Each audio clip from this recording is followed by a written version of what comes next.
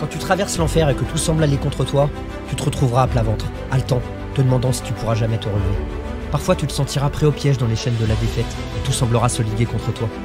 Peut-être que tu traverses une dépression en ce moment, peut-être que tu es dans une vallée en ce moment, que tu as connu la pire défaite de toute ta vie et que tu es sur le point d'abandonner.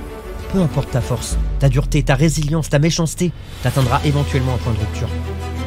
Même les forts s'épuisent, même les forts ressentent la lassitude, même les forts atteignent un point de rupture où tu te dis que si encore une chose m'arrive, je vais craquer.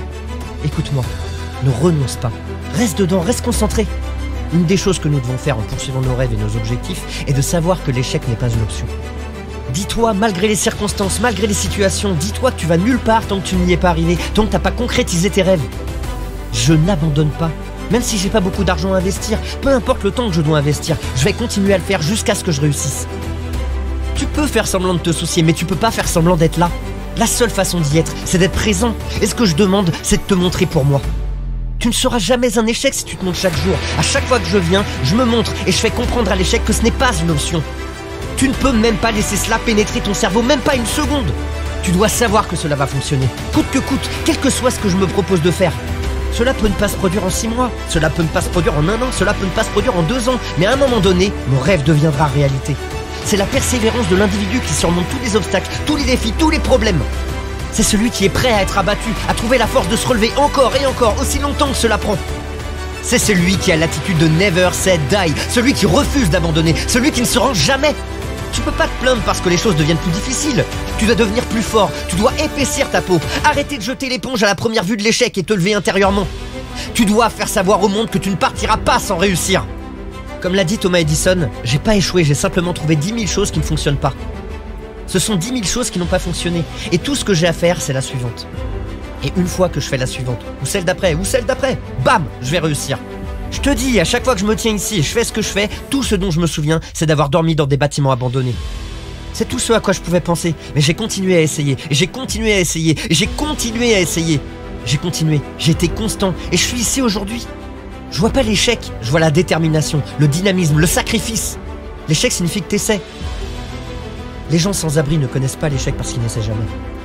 Regarde maintenant cet échec. Je pense que c'est ma première, deuxième, troisième tentative, peu importe. Ton rêve, quel qu'il soit, ton objectif, tu pourras pas le réaliser si tu n'as pas une séance de rêve chaque jour. Tu dois avoir une session de rêve, tu dois prendre 10 minutes, 15 minutes, 20 minutes, peu importe le temps que tu as. Tu dois entrer dans une pièce, ferme la porte et te voir le faire. Tu dois sentir le faire, tu dois réellement marcher dedans, tu dois aller dans le futur, le vivre, revenir dans le présent et commencer à travailler pour cela. Chaque jour, nous n'attendons pas que cela se produise, nous n'avons tout simplement pas la vue. La vue est pour ceux qui vivent dans le présent, nous avons la vision. Nous allons le faire arriver avant que cela n'arrive. Chaque minute où tu penses que tu ne peux pas le faire, je veux que tu la compenses en rêvant du fait que tu peux le faire. Si tu as une demi-heure de pitié, je veux que tu aies 1 heure de fête du succès. Tu sais ce que signifie fou ? Fou signifie que tu as la capacité de voir des choses que les autres ne voient pas. Et si t'es pas un putain de fou, tu réussiras jamais dans la vie. Tout le monde en a un peu. Quiconque a fait quelque chose de grand ne pense pas comme tout le monde. Ils ne le peuvent pas. Et les gens qui disent que tu ne peux pas le faire, tu sais quelle est ta réponse ? Tu vas le prouver. Tu vas prouver que tu peux le faire. Car ce n'est pas le critique qui compte, pas l'homme qui montre du doigt où l'homme fort trébuche, ou où le faiseur d'actes aurait pu les faire mieux.